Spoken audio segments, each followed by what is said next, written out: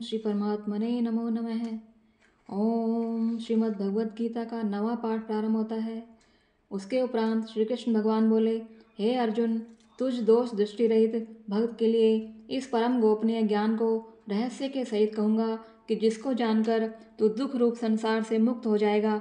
यह ज्ञान सब विद्याओं का राजा तथा सब गोपनीयों का भी राजा एवं अति पवित्र, उत्तम, प्रत्यक्ष फल वाला और धर्म युक्त है। साधन करने को बड़ा सुगम और अविनाशी है। हे परम तप, इस तत्व ज्ञान रूप धर्म में श्रद्धा रहित पुरुष को मेरे को न प्राप्त होकर मृत्यु रूप संसार चक्र में भ्रमण करते रहते हैं। हे अर्जुन, मुझ सच्चिदानंद घन परमात्मा से यह सब जगत जल से बर्फ के समान परिपूर्ण है और सब भूत मेरे अंतर्गत संकल्प के आधार पर स्थित हैं। इसलिए वास्तव में मैं उनमें स्थित नहीं हूँ और वे सब भूत मेरे में स्थित नहीं हैं, किंतु मेरी योग माया और प्रभाव को देख कि भूतों का धारण पोषण करने वाला और भूतों को उत्पन्न करने वाला भी मेरा आत्मा वास्तव में भूतों में स्थित नहीं है। क्योंकि जैसे आकाश से उत्पन्न हुआ सर्वत्र विचरने वाला महान वायु सदा ही आकाश में स्थित है, वैसे ही मेरे संकल्प द्वारा उत्पत्ति वाले होने से संपूर्ण भूत मेरे में स्थित हैं, ऐसे जान। हे अर्जुन, कल्प के अंत में सब भूत मेरी प्रकृति को प्राप्त होते हैं अथवा प्रकृति में लय होते हैं और कल्प के आदि में उनको मैं फिर रचना करता हूँ। कैसे कि अपनी त्रिगुणमयी माया को अंगीकार करके स्वभाव के वश से परतंत्र हुए इस संपूर्ण भूत समुदाय को बारंबार उनके कर्मों के अनुसार रचता हूँ। हे अर्जुन, उन कर्मों में आसक्ति रहित और उदासीन के समान स्थित हुए मुझ परमात्मा को वे कर्म नहीं बांधते हैं। हे अर्जुन, मुझ अधिष्ठाता के सकाश से यह मेरी माया चराचर सहित सर्व जगत को रचती है और इस ऊपर कहे हुए हेतु से ही यह संसार आवागमन रूप चक्र में घूमता रहता है। ऐसा होने पर भी संपूर्ण भूतों के महान ईश्वर रूप मेरे परम भाव को न जानने वाले मूर्ख लोग मनुष्य का शरीर धारण करने वाले मुझ परमात्मा को तुच्छ समझते हैं, अर्थात अपने योग माया से संसार के उद्धार के लिए मनुष्य रूप में विचरते हुए को साधारण मनुष्य मानते हैं, जो कि वृथा आशा, वृथा कर्म और वृथा ज्ञान वाले अज्ञानी जन राक्षसों के और असुरों के जैसे मोहित करने वाले तामसी स्वभाव को ही धारण किए हुए हैं। परंतु हे कुंती पुत्र, दैवी प्रकृति के आश्रित हुए जो महात्मा जन हैं, वे तो मेरे को सब भूतों का सनातन कारण और नाश रहित अक्षर स्वरूप जानकर अनन्य मन से युक्त हुए निरंतर भजते रहते हैं। वे दृढ़ निश्चय वाले भक्तजन निरंतर मेरे नाम और गुणों का कीर्तन करते हुए और मेरी प्राप्ति के लिए यत्न करते हुए और मेरे को बारंबार प्रणाम करते हुए सदा मेरे ध्यान में युक्त हुए अनन्य भक्ति से मेरी उपासना करते हैं।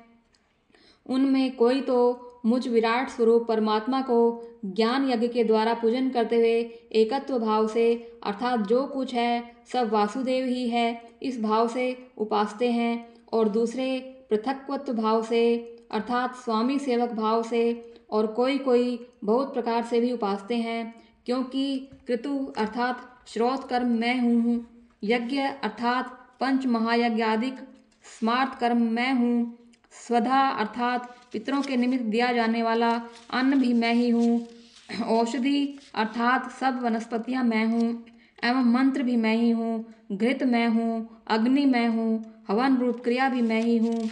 हे अर्जुन, मैं ही इस संपूर्ण जगत का धाता अर्थात धारण पोषण करने वाला एवं कर्मों के फल को देने वाला और पिता माता और पितामह हूँ और जानने योग्य पवित्र ओंकार तथा ऋग्वेद, सामवेद, यजुर्वेद और अथर्ववेद भी मैं ही हूँ। हे अर्जुन, प्राप्त होने योग्य और भरण पोषण करने वाला, सबका स्वामी, शुभ अशुभ को देखने वाला, सबका वास स्थान और शरण लेने योग्य और प्रति उपकार न चाहकर हित करने वाला और उत्पत्ति प्रलय रूप तथा सबका आधार, निधान और अविनाशी कारण भी मैं ही हूँ।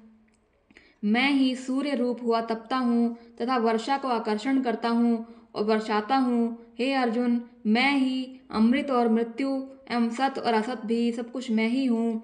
परंतु जो तीनों वेदों में विधान किए हुए सकाम कर्मों को करने वाले और सोम रस को पीने वाले एवं पापों से पवित्र हुए मनुष्य मेरे को यज्ञों के द्वारा पूजकर स्वर्ग की प्राप्ति को चाहते हैं। वे मनुष्य अपने पुण्यों के फल स्वरूप इंद्रलोक को प्राप्त कर स्वर्ग में दिव्य देवताओं के भोगों को भोगते हैं। वे उस विशाल स्वर्गलोक को भोग कर पुण्य क्षीण हो जाने पर मृत्यु लोक को प्राप्त होते हैं। इस प्रकार स्वर्ग के साधन रूप तीनों वेदों में कहे हुए सकाम कर्म के शरण हुए और भोगों की कामना वाले मनुष्य बारंबार आने जाने को प्राप्त होते हैं, अर्थात पुण्य के प्रभाव से स्वर्ग में जाते हैं और पुण्य क्षीण हो जाने पर मृत्यु लोक में आते हैं।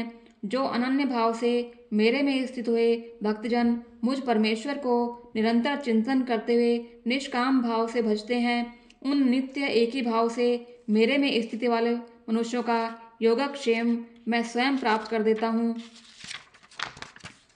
अर्जुन, यद्यपि श्रद्धा से युक्त हुए जो सकामी भक्त दूसरे देवताओं की पूजा करते हैं वे भी मेरे को ही पूजते हैं, किंतु उनका वह पूजन अविधि पूर्वक है, अर्थात अज्ञान पूर्वक है, क्योंकि संपूर्ण यज्ञों का भोक्ता और स्वामी भी मैं ही हूँ। परंतु वे मुझ अधियोग्य स्वरूप परमेश्वर को तत्व से नहीं जानते हैं, इसी से गिरते हैं, अर्थात पुनर्जन्म को प्राप्त होते हैं। कारण यह नियम है कि देवताओं को पूजने वाले देवताओं को प्राप्त होते हैं, पितरों को पूजने वाले पितरों को प्राप्त होते हैं, भूतों को पूजने वाले भूतों को प्राप्त होते हैं और मेरे भक्त मेरे को ही प्राप्त होते हैं। इसीलिए मेरे भक्तों का पुनर्जन्म नहीं होता है।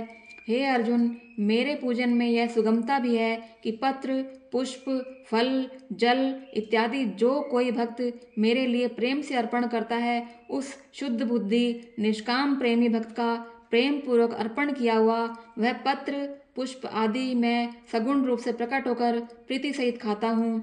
इसलिए हे अर्जुन, तू जो कुछ भी कर्म करता है, जो कुछ भी खाता है, जो कुछ हवन करता है, जो कुछ दान देता है, जो कुछ स्वधर्म आचरण रूप तप करता है, वह सब मुझे अर्पण कर। इस प्रकार कर्मों को मेरे अर्पण करने पर संन्यास योग से युक्त हुए मन वाला तू शुभ अशुभ फल रूप कर्म बंधन से मुक्त हो जाएगा और उनसे मुक्त हुआ मेरे को ही प्राप्त होवेगा।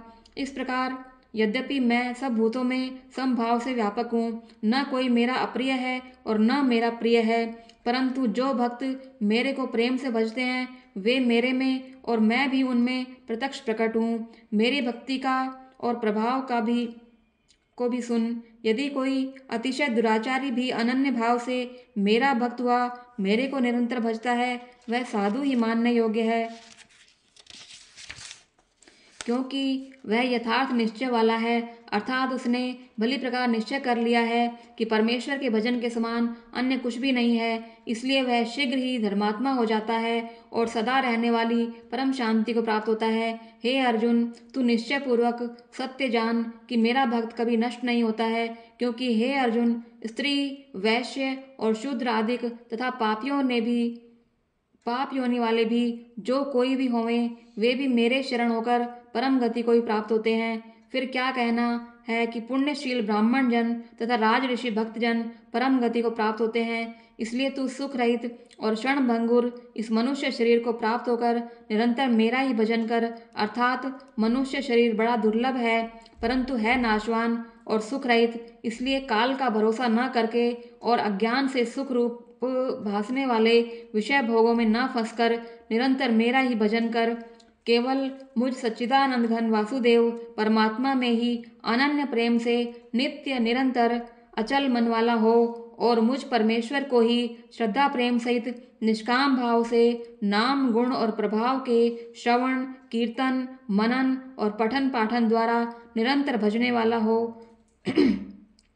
तथा मुझ शंख, चक्र, गदा, पद्म और किरीट, कुंडल आदि भूषणों से युक्त पीताम्बर, वनमाला और कौस्तुभ मणि, विष्णु का मन, वाणी और शरीर के द्वारा सर्वस्व अर्पण करके अतिशय श्रद्धा, भक्ति और प्रेम से विवलता पूर्वक पूजन करने वाला हो और मुझ सर्वशक्तिमान, विभूति, बल, ऐश्वर्य, माधुर्य, गंभीरता, उदारता, वात्सल्य और सुहृदयता आदि गुणों से संपन्न सबके आश्रय रूप वासुदेव को विनय भाव पूर्वक भक्ति सहित साष्टांग दंडवत प्रणाम कर इस प्रकार मेरे शरण हुआ। तू आत्मा को मेरे में एकीभाव करके मेरे को ही प्राप्त होगा। ओम। इस प्रकार श्रीमद् भगवद गीता रूपी उपनिषद एवं ब्रह्म विद्या तथा योग शास्त्र विषयक श्री कृष्ण और अर्जुन के संवाद में राज विद्या राजगुह्य योग नामक नवा पाठ संपूर्ण होता है। ओम श्री परमात्मने नमो नमः।